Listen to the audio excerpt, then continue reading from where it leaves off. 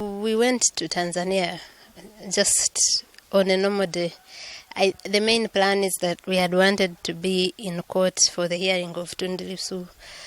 We decided that when court ruled that it should be an open court, not virtual like the last time. Maybe the telltale signs should have been the deportation of Senior Counsel Martha Karua and the colleagues. But I said, let me go. If they deport me, I come back. If they don't, I'll be there with the rest of the colleagues. I wasn't deported. I passed through maybe unnoticed. So I got to the hotel where we were staying, and I sent a message to the people that have come in, so that to notify them that I've been late in.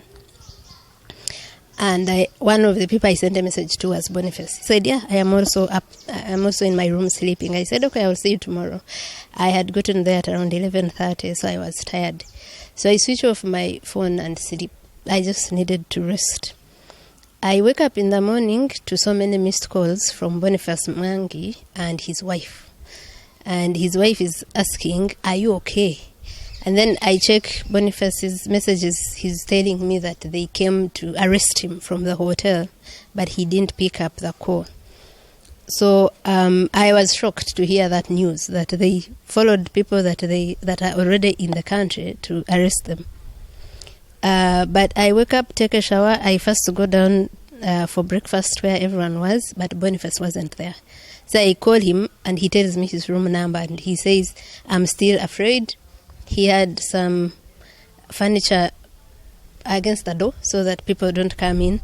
So I tell him, let me come up. So I go up, and he tells me the story of how last night came, how he got up and had to dress up in case but he refused to go out. Now, I hadn't seen what he had written on social media about that, but he told me the story. So he says, anyway, the day is here, let's go to court. I am leaving tonight and going to Uganda.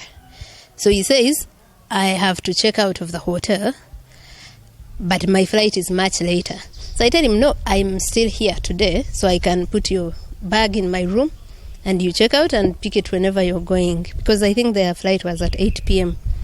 So I leave his room with him and his bag.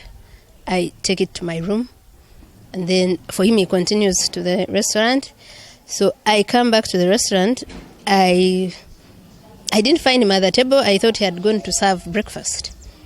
Before we knew it, he came shouting, what do you want from me? They had come back to pick him up.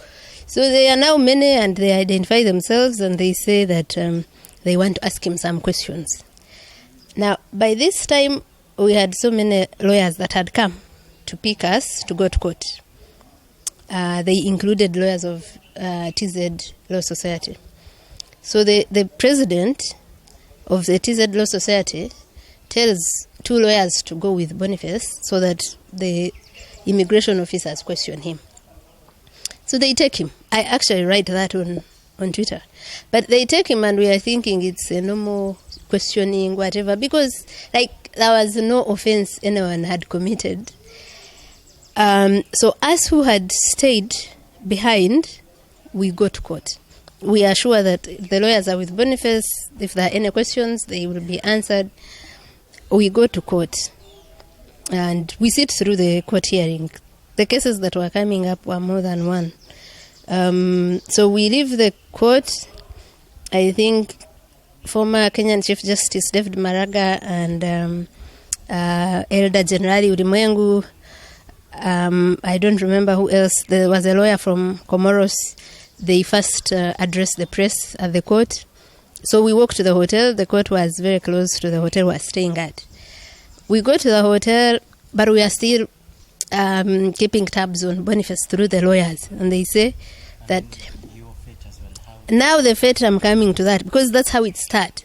So the lawyers say that they want Bonnie's phones, and they are coming to check the hotel to see where they are, because Boniface kept telling them he doesn't have them. I think they wanted all gadgets, phones, and laptop. So they come back, they check through the cameras of the hotel, and they see that I took Boniface's bag in my room. So they come, we were having lunch. They say they first sit and wait. They were like 5. They say they are waiting for me to... No. Before I finish eating, they come, they say they want to talk to me. We all ask them, we were all there, many people. Chief Justice Maraga, Generali, from Uganda, I was with Tumsime Kato, and other colleagues from Kenya. So I tell them, let me finish eating. They say they want to check my room. At first, they were just taking people, but I say, tell me what you need. They identify themselves. One says he's Zono CI or commander or something. I say, okay. I pick my key and we go to my room up. We find that my room can't open. And I was with them. And they're the ones that said they told the hotel security to block access. So I go back down, the security guy comes with a new key. They tell me that they blocked access because the security required that.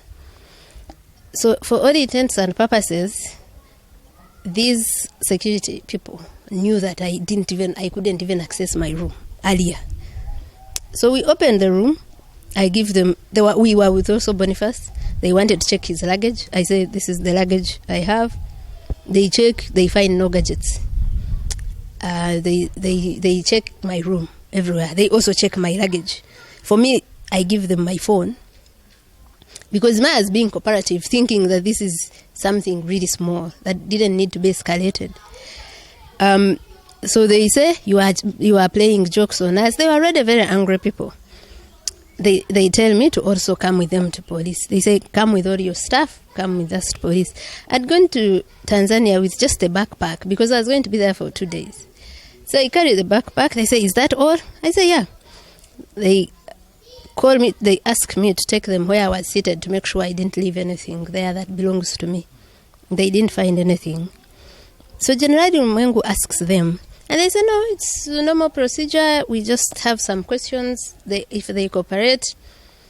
So everyone we are with also thinks this is, something small. We go with now another lawyer. So there are 2 or 3. They take us, I think, first to immigration office. Now, the questions for me move from, they first say I'm concealing the gadgets. I said, but I showed you everything. You saw my room. My staff are here. But they move from that to, what are you doing in Tanzania?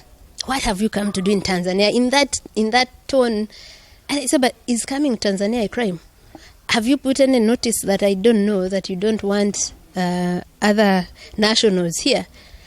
If you have put it, how come your immigration officers at the airport have not enforced it? And they get angry. They were just getting angry by the fact that I'm answering confidently or asking a question because they are not supposed to be questioned. This is their country and now it goes to... So they go through my passport. They start saying, you come here to disorganize us, to bring your activism here. We don't need your activism. They asked me what had brought me. I said, I have friends here. One of them is in prison. So I wanted to just show support and come for a court hearing. Oh, he's your friend. So you think it's normal to be friends with the person charged with treason? I said, yeah, a friend is a friend, no matter what they are accused of. He said, so do you attend treason suspects cases in your country? I said, even Kizza Besigye is on treason charges and I attend his hearing. I visit him in prison. So for me, that's what I do, I guess. I want to, offer everyone an ear. I want to see if we can contribute to justice where there isn't. So they are angry, very angry. They make us sit there for a few hours, not a few, maybe 3. So now they drive us to a police station. Now, a police station... we find someone angrier. His name is... I need to check his name. I got it because... So what he did shocked me. I have seen impunity because we deal with it every day, but that was on another level. The policeman, who is very angry, also telling us, you bring your activism here, you what? You will tell us, you will learn a lesson. The threats start there. Now, the lawyers we are with are not doing much to question this. So the policeman takes our luggage, because we already had come with our luggage, and they tell our lawyers that they are detaining us for the night, that the lawyers should go and come back for us in the morning. He had already threatened us. He had threatened, I think with Boniface, he said that they will circumcise him the second time. Yes, with me, he said that they will teach me a lesson, so I will have a good story for Uganda when I come back. He also said, he asked me if I had children, and I said, what have my children got to do with this? And the others were angry. They said, they have asked you a question. I said, well, I just need to understand the question, but if you must know, I have 2 children. Said, you want to get a third one? You will get a third one. I will send you someone to get a third one. We got out, and I told Boniface that I think that's a rape threat. So we are seated. They say, get out and wait outside. Now, about 5 men and 1 woman come in and enter the office we are in. That office has this police officer who maybe is the OC at the Central Police Station, because we are at the Central Police Station. But it also has those immigration officers. So they come out, the immigration officers we had met, including the 2 that had picked us from the hotel. So now these men come out, they are not uniformed. They come out, they pick us, and they say, come with us. They are not uniformed. They are. So we think that they are taking us to the detention, but there was everything wrong with that. And throughout the period of being in detention, have you experienced any form of torture? So it's a one story, so I'm going to tell it to you. So they get us out, they shove us in a car. I have not been to the drones in Uganda that Ugandans talk about, but I don't know if they are as dark. It was so dark. When I was entering, there were guns, 2 guns where they were telling me to sit. They removed them. They immediately blindfolded us. So I am in the middle between a woman and a man. Boniface has been put behind between 2 men. There are 2 men in front, a driver and a co-driver. The car was so dark. They blindfold us. They drive us for about 30 minutes from where we were. After we reach where, but like this time I'm going and I'm thinking, what is going to happen? What is going to happen? So we get there and they get Boniface out. They increase the volume of the car. At first I didn't know what that was for, but of course I am scared. Until I started hearing Boniface scream. So they had increased the volume so that I don't hear him. But the pain they were inflicting on him was too much. I started hearing him scream. So I am, I know that we are finished here for no reason. And for me, that was, I think, my biggest problem and cause of anger. What have we done? Like you don't know whether the crime is that you have come into Tanzania. You don't know whether there's nothing, or that you have attended a public court hearing. So after a while, maybe 10 to 15 minutes, they come for me. The woman that they brought orders me out, but they had taken us in saying things that you could tell these are real killers, really. Orders me out. I am blindfolded. I can't see. She's ordering. I don't know where I'm going. So one man pulls me, throws me. There's another one I fall into. They also move me just a bit. And I get there, and the first order is take off your clothes. Before you do anything, there's one who hits me with something on the back, and there's one who violently takes off all my clothes. They take off all my clothes, they throw me down, they handcuff me. You will see some of they handcuff me, but they tried to put a sweater before the handcuffs. So I think the injuries here would have been worse, but there's this, then there is this. They handcuff me, they tie my legs with my arms on my legs. they face me up. They put like a wood in between the legs and the arms and hold me up facing down. So you see, the reason I'm not standing well is that the feet have not been standing. So I am facing up like this. There's one hitting under my feet so badly. The pain was too much. And there's one shoving something in my ass. So that is rape by all standards. And the pain, I don't know which pain was worse. So the feet, I am screaming so hard, and I am screaming, and they bring something to cover my mouth, and they shove whatever. I didn't know at that point what they were shoving, and the pain is unbearable. So I think after like 5 minutes of that, but it could have been longer, they put me down. They violently pull that wood they had between. So I don't know if you've gotten that sort of position, that your arms are with your legs and you are like this. So I think there were two people that were holding that wood. So they pull it out. It's the one that must have hurt me here. My arm is still paining. It has been swollen. And they put me down. They pour water all over me. And, they are saying all dehumanizing words. And they make me stand here. And now they take off the blindfold. So there's one talking to me. And I can't see, And saying, I'm going to ask you questions. I want you to answer me. The others, now it's when I see that there are like 5 men. Plus the one here making them like 6. The others are filming.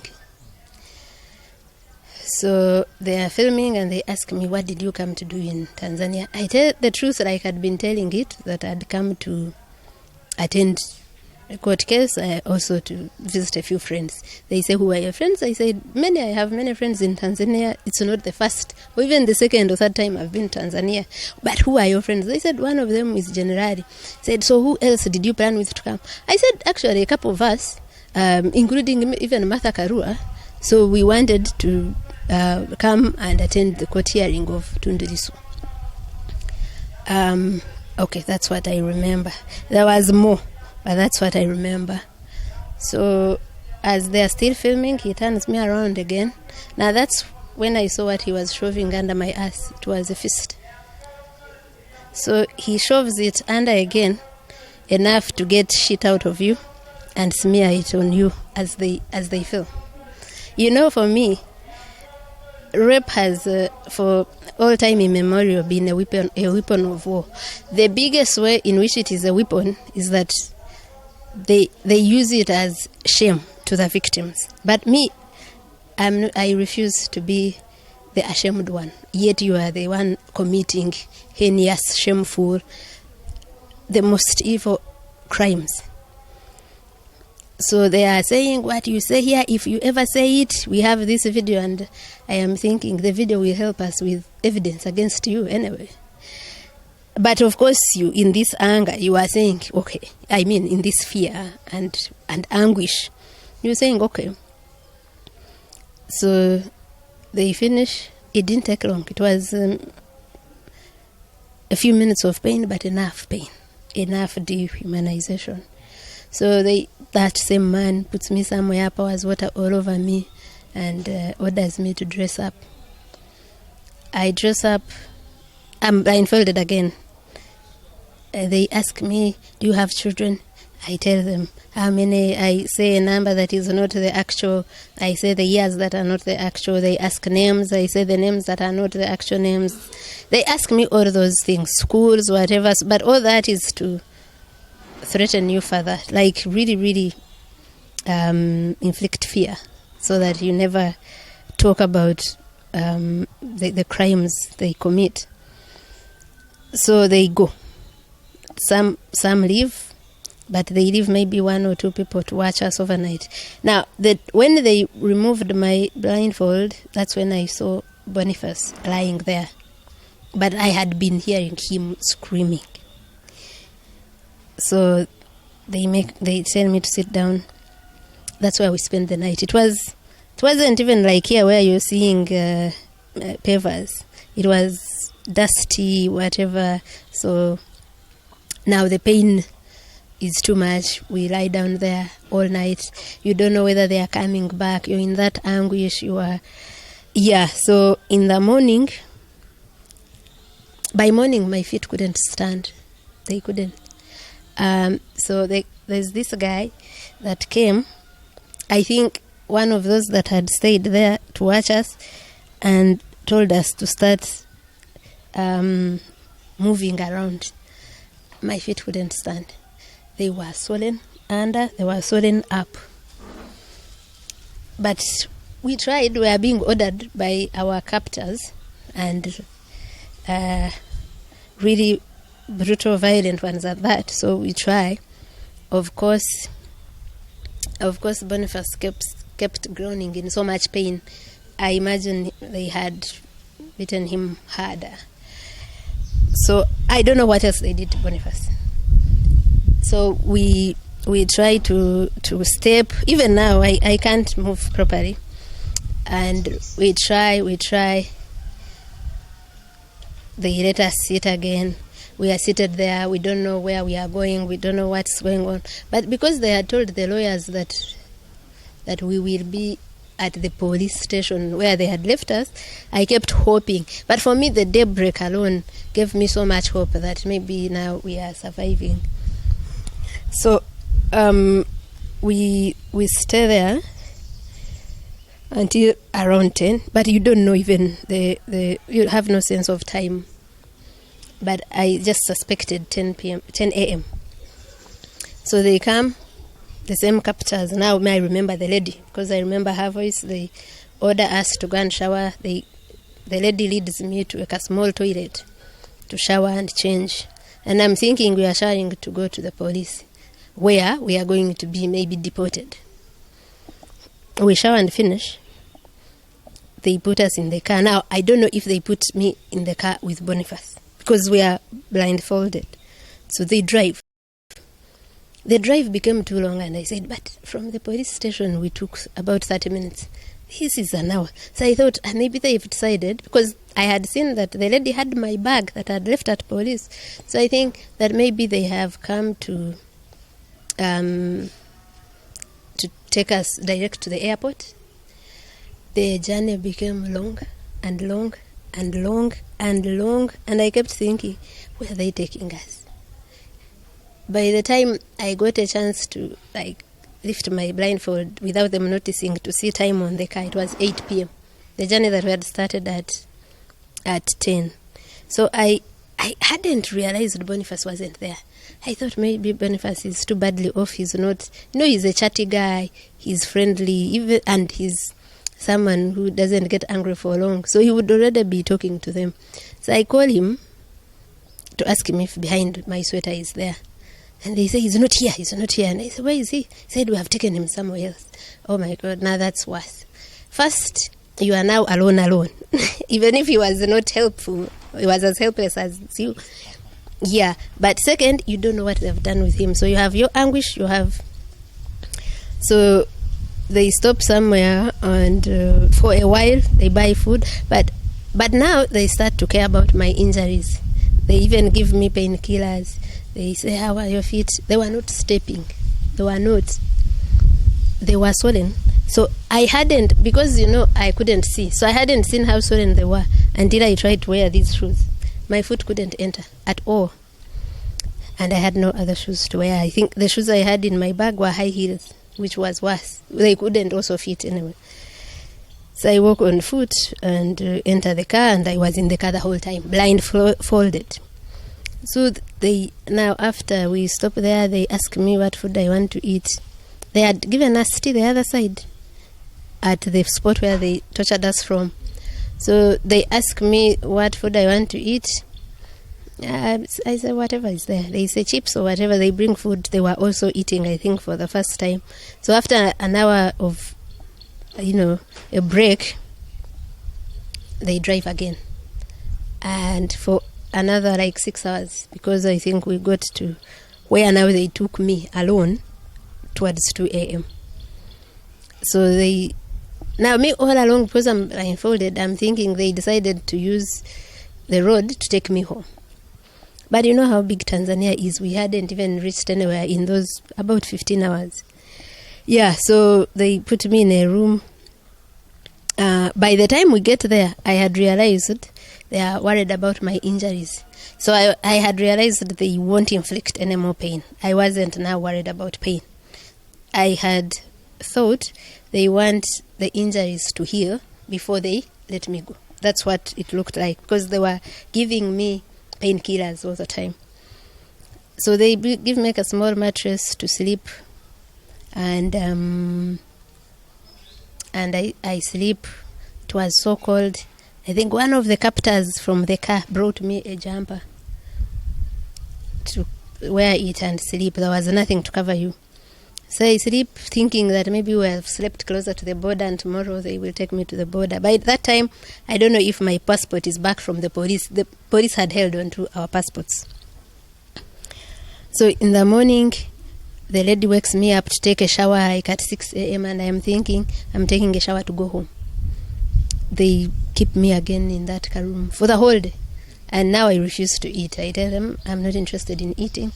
I want to go home. If there's a case you are accusing me of, if there's any punishment you want to do it, but let us get it over with, and I go home. So I refuse to eat because I had realized that they care about how you go out looking. I refuse completely. That one of them turns himself into a nice guy and lies that he's from there. At first I didn't know. I got to know when they put me back in the car yesterday. That's when I got to know that he was one of them. So he comes, begs me, we have done everything we can, you are going home, we are only waiting for your passport from Dar es Salaam.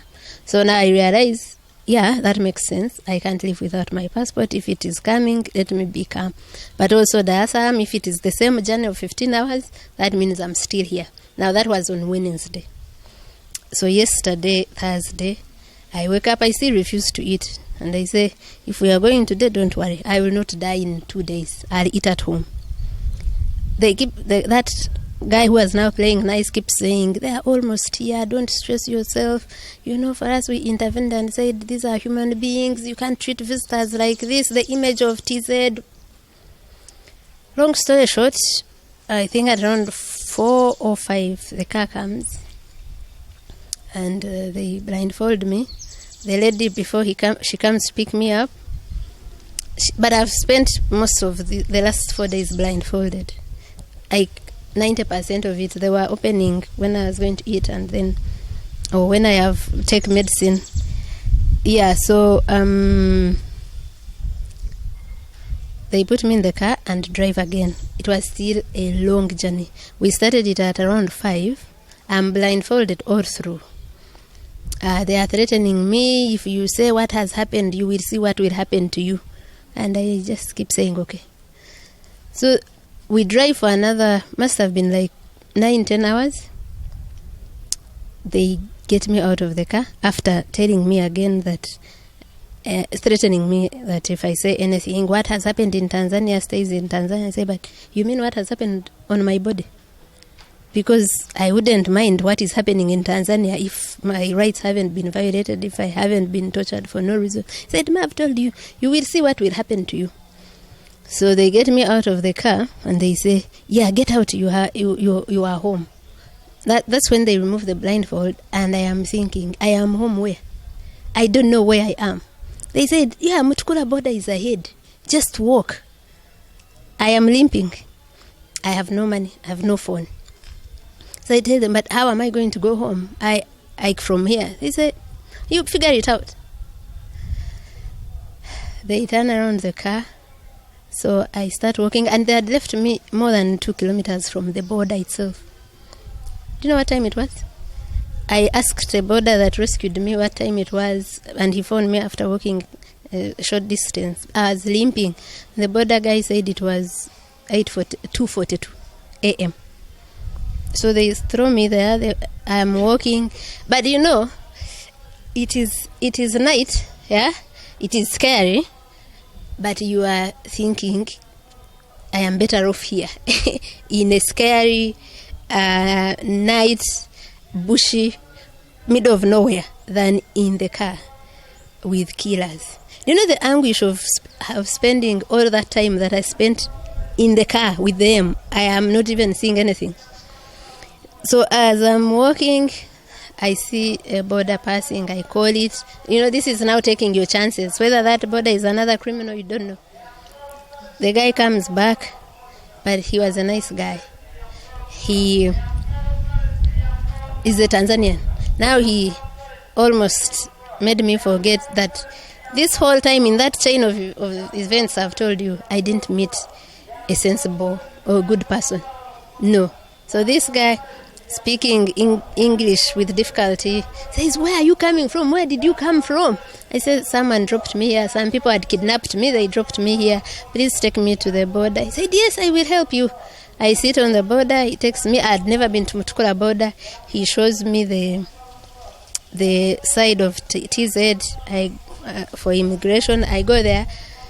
The guy took so long looking into my passport. There's even where he said, "You've overstayed." I'm thinking, what do you mean overstayed in TZ? Like, we have no visa for TZ. But I was so disoriented, so tired. So, like, you can imagine, you haven't eaten, you haven't slept, but all those are things you're not feeling. You're just thinking about what is your family going through, not knowing where you are. All this time, I asked that they just allow me make one phone call. That was refused from the time they were detaining us. So I get there, I just want to go, and the guy is asking things I don't know. I just keep quiet. It's later when he gives me back my passport that I saw it is stamped on the day we are detained at CPS that departure in 2 days by your own means. So they detain us they deport us in our absence when they have our passports. So he takes pictures of whatever he was taking. I didn't even want to know. I just want to get out. I get my passport. This guy is waiting for me, the young man, the border guy, shows me to the Ugandan side. Ugandan side had no one at customs. I go back to the security officer that had told me showed me where it is, and I tell him there's no one there, but I ask him to give me a phone, and I make a phone call. I had only one number in my head, and that was my sister's here. So I kept thinking, if it is not on or she doesn't pick, I am finished. I have no money, I have nothing. So that security officer tells me to go to there's a police just after immigration on the Ugandan side. I go to that police post. There were 2 policemen sleeping, but one wakes up as soon as I enter, and I ask him to help me make a phone call. And he does. I call my sister. I was calling her to send me money so that I get away to come. Surprisingly, I call her, and she hears me on the phone. She wails, and she says, "We are in Lukaya." Now I'm wondering, how did they come? Yeah, she said, "You wait for us there. We are in Lukaya, but if you need to go to hospital, tell that person to take you to the hospital." In the meantime, they had seen Boniface yesterday. Now, I didn't know Boniface had arrived. I was thinking, where is he? How is he? Yeah, so I sit there. This was the longest wait ever. I think this was 3 a.m. They get to me at around 6. And that's when I realized that the nightmare is, well, not over. The trauma stays on, but the immediate danger is over. So, yeah, you just got here when we were getting here, because now that's when I started to feel things I didn't feel, like hunger, like exhaustion. So I told them I need to eat something, and from Masakand we came. It's been a long time. Like, I don't believe in people getting away with that impunity. I didn't tell you what I need for you to capture. What shocks me in Tanzania, and we've seen impunity here, and kidnaps and torture, but that you are in an office, a public office, with public officials who picked you at your hotel, where they left other people that they told they are going to question you. They move you to another public institution, police, and a police officer calls thugs to pick you from his custody. He's the one accountable for you. He's the one responsible for you. Calls thugs to pick you up and blindfold you and go and torture you. We have not yet reached there. And me, I think that I was really in my heart laughing at them when they were threatening me not to say something. For me, my desire to get justice, either for me or for other people, supersedes any fear. Because at least if you're warning me before you did what you've done to me, but you've already done your worst, what more will you do? But also, why should we let people abuse power to that level, abuse people's rights to that level, violate us to that level? So yeah, I'm going to just rest. I need to go to the hospital and get medical examination. After that, the good thing is there's time to put that together. I am going to definitely do that. I wanted to show you some of the marks that